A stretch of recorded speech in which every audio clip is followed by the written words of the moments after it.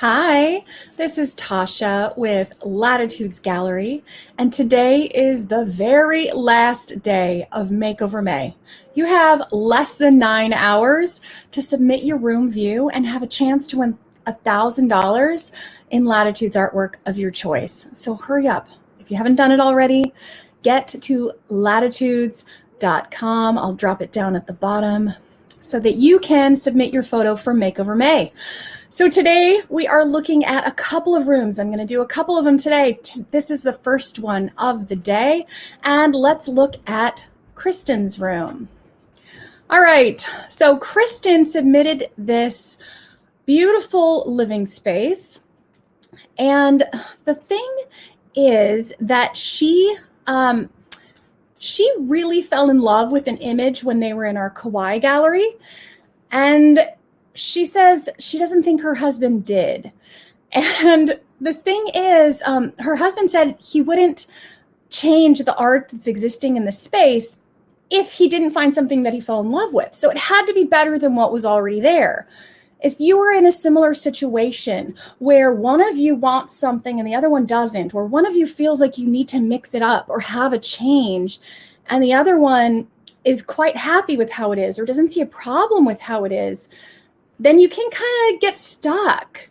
And so let's talk about some of the things that you can do to make this go easier. The first one is visualize. A lot of people cannot visualize what a change is going to look like in their space. And so out of fear, they freeze, they do nothing. So if you have a big blank wall and you have done nothing except stare at that big blank wall because you're afraid to make a mistake, that's one way. The other way is never changing anything, even though you're not happy with it, because again, you're afraid to make a mistake. Those are the two most common things that I see. The people freeze and they don't do anything. Either there's nothing at all or there's something and they just don't like it. Either way, the walls are yelling at you to make a change. And so the easiest thing to do is to talk to one of our art stylists so that we can show you what the art will look like on the wall, just like I've been doing all month long, just like these room renderings have been, and show you what it will look like on the wall before you make any changes. So let's start by just taking everything off of the walls. So now that we have a blank slate and we're no longer looking at what was, we can look at the possibilities. Now, one more thing I want to talk about with Kristen's space is I think we can move the sofa and the side table a bit to the left so that there's a little bit less space between the conversation area and a little bit more space between the sofa and the window. So when you're creating a conversation area, you want it to be that you're not shouting across the room at each other. You don't want you want it to be an intimate space. And so I'm gonna move that over just a bit so that we create that little defined space for that conversation. Now that the sofa is a little bit less, so let me show you again. When the sofa was all the way over here, I was having trouble balancing the room. But when I moved the sofa over and the side table had a more appropriate space in that little nook in the corner of the room. And the sofa was a bit more centered. It balanced out the space a little bit better on that wall. So now we can play without it feeling so lopsided over on the right side of the room. So let's take a look at some of the choices. Now, the image that she fell in love with, let's see, there we go. That's Tunnels Beach Sunrise. And Kristen fell in love with this image in Kauai. She thinks her husband might have as well. But if he's not going to change anything till he knows for sure, having this preview of the art on her wall will definitely help him understand what that change would feel like and look like for him. So let's say this image is appropriate and that they both like it. Then what do we do with the other side of the room? Now, there was an oval mirror. Let me drop that. There we go. The oval mirror but it didn't appear to balance out the furniture. See how it's to the left of the sofa. So it's not really defining anything. It's kind of just centered on the wall. So she did a good job here where she's got it centered over the sofa, but over here, we don't have it centered over anything. So it feels like it's just floating. So for now, we're going to pull that off and we're going to define the sitting area. So let's go back. There we go. Now let's define the sitting area. We've got one piece centered over the sofa. Now, if you're working with a 3-seater sofa, my favorite size for a 3-seater is 60 inches wide. That balances out most 3-seater sofas really well. The question then becomes, are we looking at a 30 by 60 or are we looking at a 40 by 60? Do you see how tall this room is? She's got a lot of height in this space. And so she can go with the 40 by 60. She has the luxury of height here. Now, if you do not have taller than average ceilings, you may not be able to get away with that. You might be looking at something like this. Now, this one looks a little bit wider. So let me pull it down. Hey, thank you. Pull it down to what I would say is a 30 by 60. Now, 30 by 60s tend to land about midway on these outer cushions. Let me pull it down a tiny bit more. Yeah, so that's about a 30 by 60. So you see the difference here? We've got 30 by 60 versus 40 by 60. Okay, so you're filling out, you're creating a nice taper from the arm and the back of the sofa up to the art, up to the ceiling. It's creating that beautiful taper up. I really, really love this I think it's Polly Holly image in her room. It's got some of this lightness to it. She was mentioning how dark her room is in the afternoon, and that's why she has all the lights on for the photo. So we've talked about this before. When the room is dark, you want artwork that's going to have a lot more light to it so that it's counteracting that, so that you've got some of that lightness to bounce the light, not absorb the light. Anything dark is going to absorb the light. Her ceiling is absorbing the light. So having those nice bright walls helps a lot. The other thing is going to be having artwork that's also bright. Another thing you can do is a metal print. So metal prints actually bounce the light and it makes it look like they're glowing from within. It's a really cool effect. It's almost as if you put a window in your space. So anytime you need to create a window, especially in like a basement or an office that has absolutely no windows, or say over the sink, if you're sitting and you're constantly washing dishes staring at a blank wall, over the sink is also a great place to just add a window, and you can add that window with a metal print. Metal prints are also safe in a bathroom, safe in a kitchen.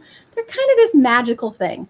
So for her space, that is one thing that I would recommend, doing a traditionally framed metal print. Now, the traditional frame is going to tie it into her traditional style a lot better than a frameless, which is what this looks like right now. A frameless style is going to feel a little bit more modern than what I'm seeing in her space.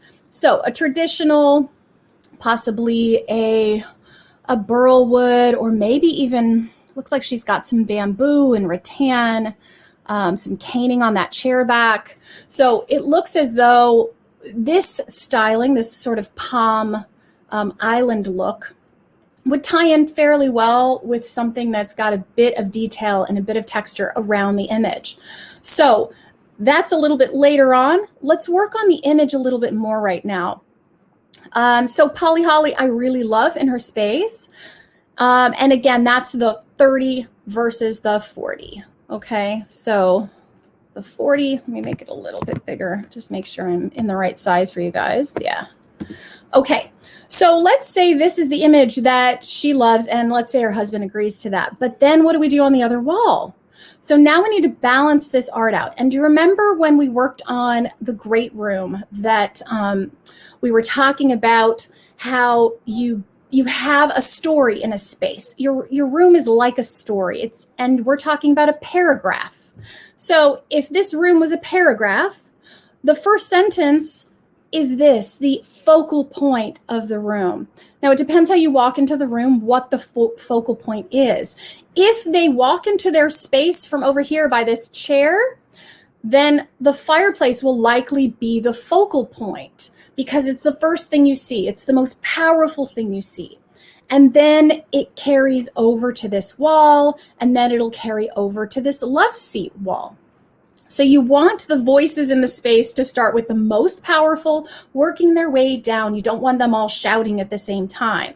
So if you were to enter this space, and this is how you view it, the way she took this picture, then this is our focal point wall. This is the thing you're seeing first. And so this is going to be the biggest, and the wall over the love seat, again, is going to be the last voice we're seeing. So this paragraph is going to say one thing and then continue that story onto the other wall, but saying something different. Same subject, but a little bit different. We're going a little more in depth. So let's look at, say, a palm detail. So you've got the beach, you've got the island concept, but then we incorporate a palm detail. Or say we incorporate this beautiful coconut tree that's got this yellow, this bright yellow and lime green that mimics the sand, and that amazing gradient color in the water on this image. So I really love the fun of this. I also love that I'm seeing some palm trees in her space, kind of a Tommy Bahama feel. And so I like that ties in with what she's currently doing. And I think I see a little hula girl right here in the back. So I really love that is a continuation of the same theme without being a repeat. If I were to, say, put the Polly Holly and the Tunnels Beach in the room, do you see how it's the same story? We're repeating a sentence, but we're saying it kind of a different way, but it's the same sentence. It's just different lighting. So I wouldn't do that. I wouldn't do the same kind of scene in a room. I would select one far away, one detail, maybe one bird's eye, all different elements of the same space, maybe a wave, something like that. So let's select this image, and let's see if there's any others that I really like. Oh, I really did like this one in her space, because do you see how it matches the ceiling? I like the beams pulling in with the pier lines. So that's really fun, but it feels dark. And so, so I wouldn't select that one because it does feel dark. And again, this one feels dark as well. Excuse me. So we talked about it being, we talked about it being light in the space.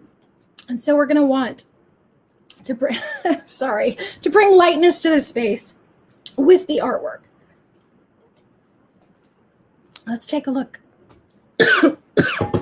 at some of the other images. Now, this one is really cool because you've got the texture of the water, but you're also getting this really interesting turtle in the corner. So I would say it's a little bit different of a view than just staring at the island from the shore. So I really like this turtle. Let's pull it down and take a look at it.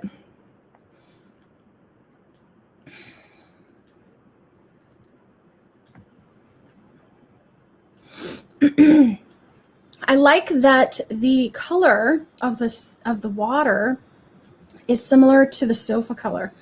And so it's a little bit interesting. It's a little bit textural without being so in your face.